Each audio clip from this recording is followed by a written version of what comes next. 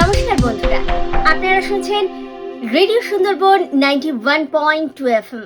আজকের এই ডিজিটাল যুগে আমাদের জীবন যেমন সহজ হয়েছে, ঠিক তেমনই কিন্তু বাড়ছে ডিজিটাল চোরের ভয়।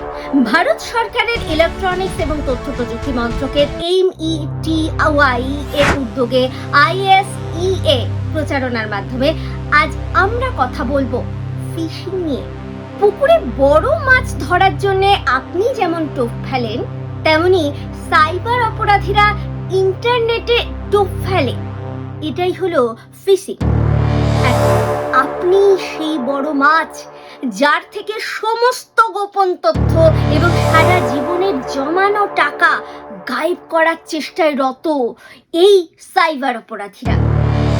সাইবার অপরাধীরা মূলত 3 ভাবে জাল পাতে।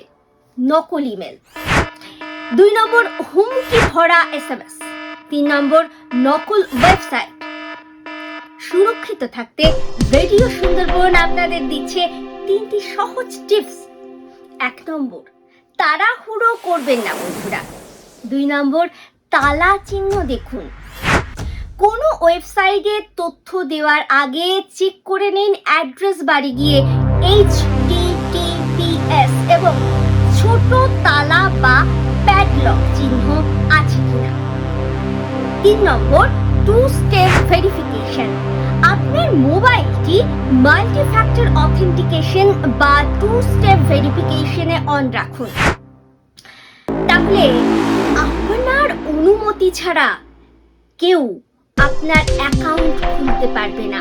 আর যদি দেখেন আপনি প্রতারণার শিকার হয়েছেন, তাহলে দেরি না করে 1930 এই নম্বরে ফোন করুন অথবা অভিযোগ দায়ের করুন www.cybercrime.gov.in পোর্টালে। মনে রাখবেন, ইন্টারনেট দুনিয়ার সুরক্ষার আসল চাবিকাঠি হলো আপনার সচেতনতা। তাহলে সুরক্ষিত থাকুন এবং শুনতে থাকুন রেডিও সুন্দরবন 91.2 FM। সবসময় আপনাদের সাথে। নমস্কার বন্ধুরা।